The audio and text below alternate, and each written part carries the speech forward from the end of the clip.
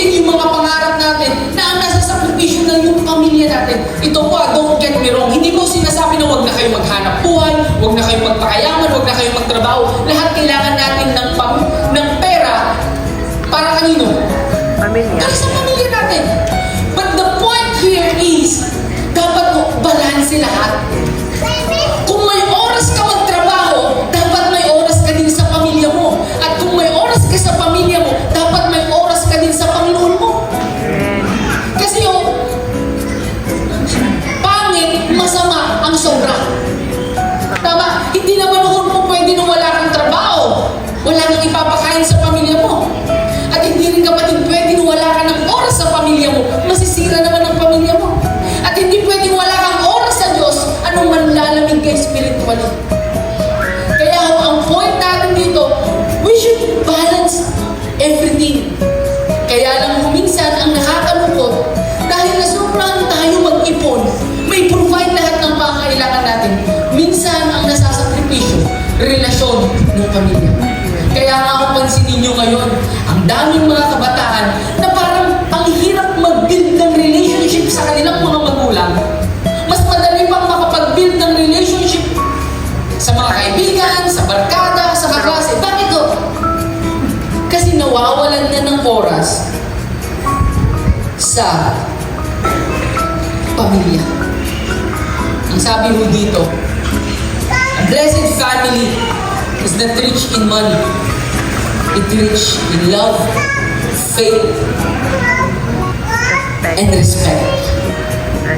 And next, ang sabi ko, ang tunay na yaman ng pamilya ay hindi pera, kundi pagmamahalan. Ako po sigurado na kaya nabuo yung pamilya mo dahil sa salitang pagmamahalan. Tama ko ba? Meron mo ba dito magsasabi na, Pastor, hindi mo, nabingot lang mo ako nitong asawa ko. Meron mo ba? May amin? Wala. Meron mo ba dito magsasabi na, Pastor, alam nyo, kaya kami nagkalimang anak kasi 5 beses mo ako nirate ng asawa ko. Meron mo ba? Wala. Bakit ho merong pamilya? Kasi merong nabuong pagmamahalan. Kaya nga ho, ang sabi ko sa mga kabataan kanina, huwag kang papasok sa isang relasyon out of pressure. Pumasok ka sa isang relasyon out of love. Ano ho yun? Kaya gusto mong pumasok sa isang relasyon, hindi dahil lahat ng kabatch mo may asawa na. Papasok ka sa isang relasyon kasi alam mong magmamahal ka ng tama.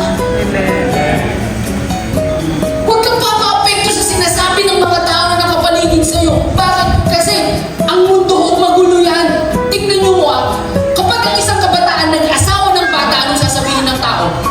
Ang bata naman nag-asawa niyan. Pero pag yung kabataan nag-asawa ng matanda, anong sasabihin? Ang tanda-tanda na, hindi pa nag-asawa yan. Bakit to? Kasi nga, ang mundo magulo. Kaya anong dapat mong gawin? Fix your eyes to Jesus, the author and the finisher of your faith. Huwag kang papaapekto sa sabihin nila, makikikain lang yung mga hindi naman tutulong sa kasal mo eh. Tama ho.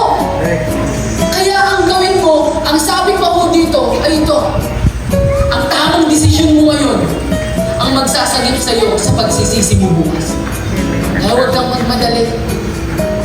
Gawin mo kung ano yung tama ngayon para hindi ka magsisi bukas. Amen. Tsaka kabataan, tigil-tigilan nyo ng humingi-hingi ng sign kay Lord. Lord, sana magka-boyfriend na ako. Lord, kung sino yung huling dadating sa simbahan sa Sunday, mananalangin ka na nga lang yung laging limpa. Diba? Ang gawin mo, habang naghihintay ka, manalangin ka sa Panginoon at habang nananalangin ka, God is working, God is moving. He will give you the best for you. Amen. Kaya tapikin mo yung katabi mo. Huwag kang magmadali, bro. Huwag kang magmadali, sis. Ha? Huwag magmadali. Kapatid, sa totoo lang, hindi nyo alam kung gaano kahirap ang responsibilidad maging isang tatay at nanay. Mahirap, madaling mag-asawa, pero mahirap maging magulang. Kaya ayusin natin decision natin. Amen, kabataan? Amen, amen. Huwag kayong maglala, kasama naman kayo sa prayer namin. Kasama kayo sa prayer namin na ibibigay ni Lord ang tama para sa inyo. Ngayong umaga ko, sino dito yung nangangarap magkaroon ng masaya, para mag-champion, para magtagumpay? Ganon din po sa pamilya. Para maging maayos, matagumpay ang pamilya, may gagawin ka. Anak, asawa, lalaki, asawang babae, may gagawin mo tayo. Ngayon ho, simulan na ho natin. Sabi ho dito sa Colossians chapter 3, 18 to 23, ito ho, okay lang ho ba para hindi antukin yung iba, para ganahan yung iba, okay lang. May sasabihin akong magbabasa, tapos sila magbabasa. Okay lang ho? Pero may participation tayo lahat. Dito, patungkuluhin ito sa mga babae. Okay lang ba yung mga lalaki yung magbabasa dito? Okay lang, okay lang? Gusto ko, dun sa pangatlong word, dapat may diin. Diba? Okay. Ang lalaki lang ho, magbabasa ang mga babae. Habang pinabasa mo to, dapat tinitignan mo yung asawa mo.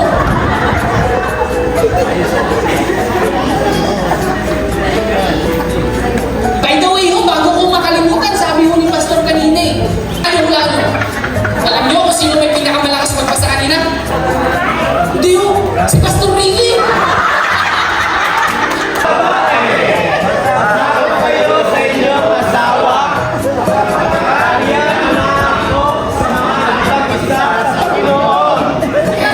Amen.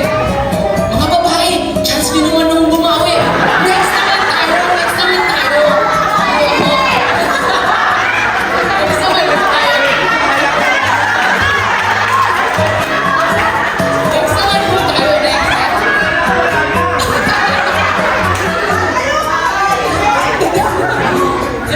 Hindi mo pwede wala na. Yung babae ka mga babae. Ayun ho. Yung mga babae naman ho, mga babae. By the way ho, yung mga may asawa o yung mga wala pang asawa, mga binata lalaki, ito ay para pa din sa inyo, para pagdating nyo ng mamimili kayo, meron na kayong standard kung anong pipiliin nyo at makakatulong sa inyo pag nagkaroon kayo ng sarili-sariling pamilya, okay? Ngayon ho, mga babae naman, ito naman ho yung mensahe nyo sa mga asawa ng lalaki. Umalis na si brother dyan. Ito na ho. Mga babae naman ho, sabay-sabay. Dapat ho, may diin sa pangatlong word din. 1, 2, 3, go. Mahalin niyo ang inyong asawa at huwag kayong maging sa kanila. Wala kung may galit yung pagbabasa eh. Parang may galit, parang may samaan ng loob eh. Mga lalaki, mahalin ninyo ang inyong asawa at huwag kayong maging malapit sa kanila. Ngayon naman ho, sino ba ang kulang? Mga anak. Ganun Mga po. anak. Ang nagsasabi.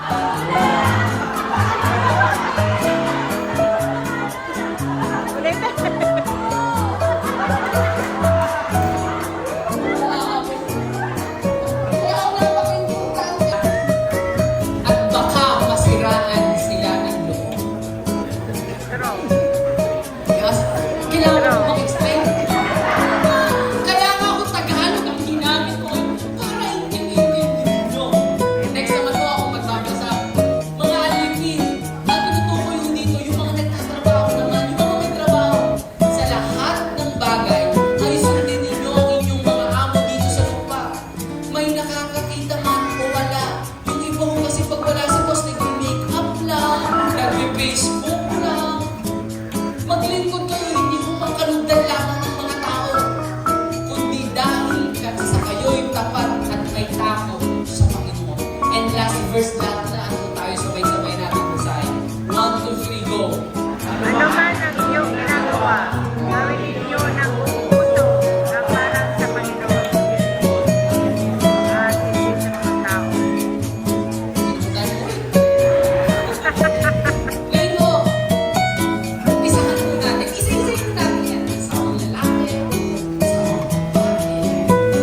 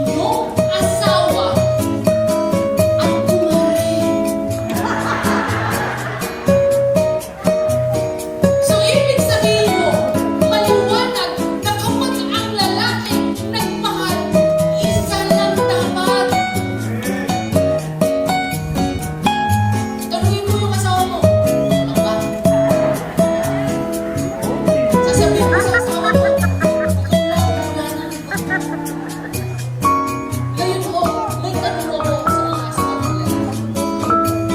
May tanong ako sa inyo. Bago ko palang tanong, ito muna. Ano ba yung unang role ng asawang lalaki? Consistent. Anong unang role natin? Pag tayo nagmahal, dapat tuloy-tuloy. Consistent. Pero minsan, ang nangyayari, magkaminalong tayo. Ako ho, pinipreach ko to, hindi dahil ganito ako, hindi ako, sobrang dami kong pagkukulang sa asawa ko, ang dami kong maling ginawa. But the good thing here is, we are not stop learning. Kasi po, if you stop learning, you stop living. Pag hindi ka na natututo, parang huminto ka na rin mabuhay. Kasi po, ang araw-araw, dapat may matutunan tayo. Ang una kong role ng asawang lalaki, kapatid, huwag mong titigilang mahalin yung asawa mong babae. May tanong mo ako sa inyo. Kumustahin ko lang po? Kumusta na yung pagmamahal mo sa asawa mo? Kagaya ba nung dati na 24 yung waistline niya? At ngayong 42 na? Ay, hindi na nababawasan. Kumusta ko? Parang tinignan niyo yung waistline ng asawa niya ngayon. Kumusta ko?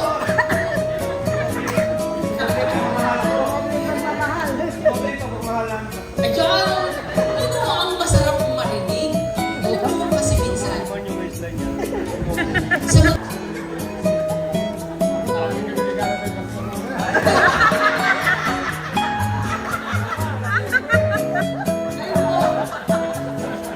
May tanong ulit ako sa mga asawang lalaki.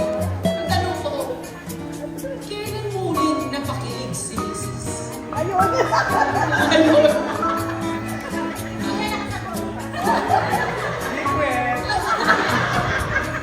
Kailan?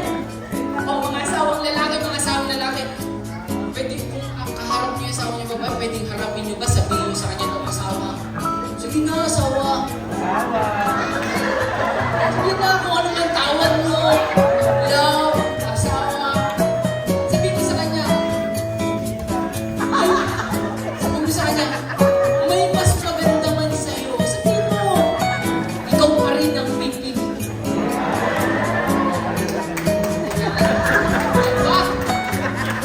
Baka o yung iba sasabihin, may mas maganda man sa'yo, mas may sexy man sa'yo. Kapag ipimulat ko yung aking mata, ipipikit ko na lang ulit. Wala akong gano'n, tama? Mga asawang babae naman sabihin, masayahin mo naman siya. Sabihin mo, asawa, mapalitan man ng abs ang abs. Maubos mo ng loob mo. Ang babae, minsan talagang tuloy-tuloy yung mukha. Pero ang utos niya, unawain pa rin natin. Kaya sabihin mo sa asawa, unawain kita araw-araw. Ngayon, tanungin ko yung mga nanay, mga anak. Sino ko dito yung magsasabi na yung kanilang tatay, great provider? Tayo muna lahat. Kaya ho, sa mga a godly husband leads spiritually. Ang pamilya ko natin, hindi lang kailangan sa atin ng oras, hindi lang sa atin kailangan ng pinansyal, mas higit sa lahat, kinakailangan nila tayo spiritually. Ano yung dapat tayong mga tatay, tayo ang mag-lead sa ating mga anak, sa ating pamilya, na mas lalong mapalapit at lumalim sa Panginoon. Kaso, ang problema minsan, may mga tatay na sasabihin sa anak, anak mo na magsimba, anak mo, puyat ka na noon. Kaya magsimba, makapagod ka lang, magpantay ka na lang ng bahay. Bakit ginto ba yung bahay? Next, pangalawang role ng asawang babae. Isip ka mo ba yun?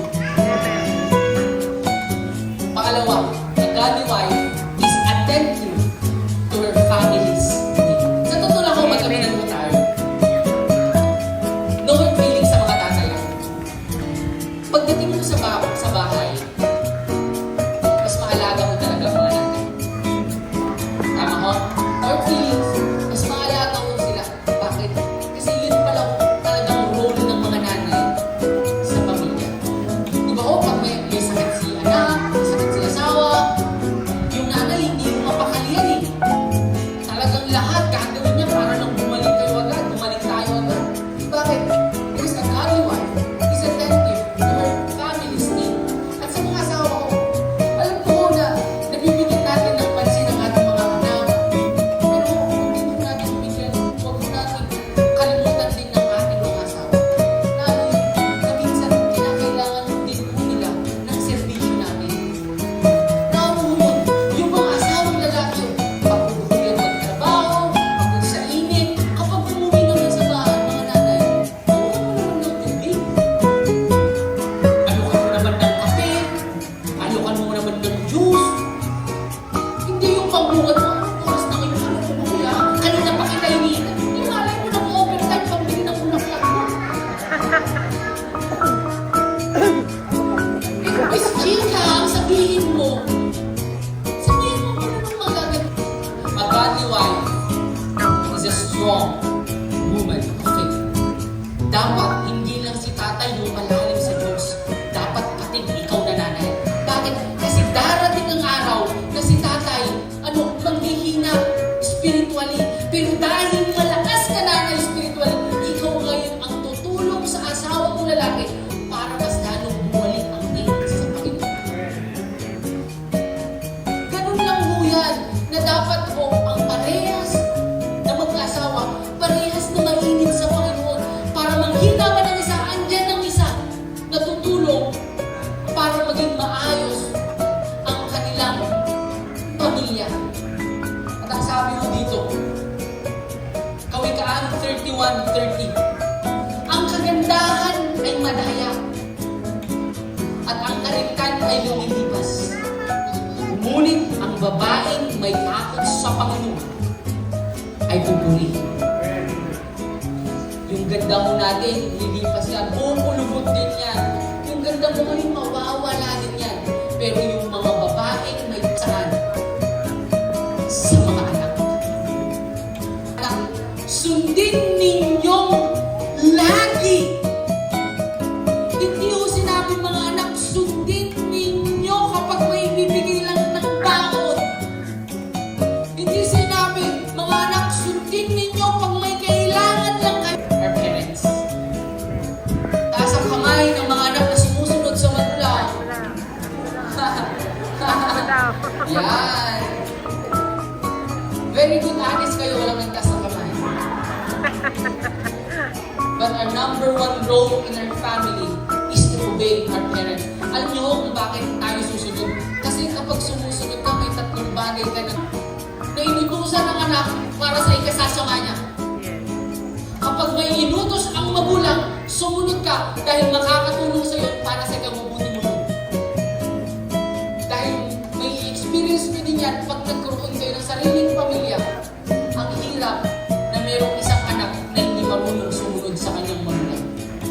Ang pangalawang nadidevelop sa inyo pag sumunod kayo sa inyong magulang, una, trust. Pangalawa, discipline. Nagiging disiplinado ka. At pangatlo, sa magulang mo, dahil magulang mo sa kanila, magpapakumbaba ka. May dalawang role mo? Children are called to To honor their parents. Ginagalang pa ba natin yung ating mga magulang? O baka mamaya ikaw na yung pumalit sa magulang mo? Baka mas magulang ka pa sa magulang mo. Sa bahay ba gumagamit pa po ng po at opo? Di ba ko? Hindi ko kasi kagaya nung mga kapanahunan natin to listen to their parents. Napaka-importante yun sa mga anak na marunong makinig. Sa mga anak, kapit sa ating mga anak, baka masiraan mo sila ng loob. And lastly, as I end po, gusto natin maging matagumpay, masagana ang ating pamilya. Sa word ko na family, kinuha ko yung tatlong letter. Yung F, A, at saka M. Para kung maging masaya, masagana at matagumpay na pamilya. Sabi mo dito, huwag niyo kong kakalimutan the word fellowship. Sa ating pamilya, napaka-importante na merong bonding time. Hindi mo bonding time ang kanya-kanyang cellphone. Ang bonding time, nakakapag-usap ng isang pamilya. Importante mo yan. Bakit? Kasi kapag nawala ang communication, unti-unting kakainin, sisirain ng inyong pamilya. Fellowship. Pangalawang F. The word fun. Baka mamaya, kaya mas masaya na yung anak mo sa kaibigan niya, sa barkada niya, sa katrabaho niya, kasi nawawala na yung fun sa pamilya. Baka mamaya ikaw na ata, tatay, nanay, hindi ka man lang mabiro ng mga anak mo dahil sobrang kang seryoso. Dapat hindi nawawala ang fun sa pamilya. And lastly, dapat hindi nawawala ang salitang forgiveness sa pamilya. Alam niyo ho, lahat ng pamilya nagkakaproblema. Wala mang perfectong pamilya. Ang problema lang yung iba nawawasak, pero yung iba nabubuo. Alam niyo ang difference? Because of the word forgiveness. Yung isang pamilya na may problema, kaya hindi nabuo kasi hindi piniling magpatawad.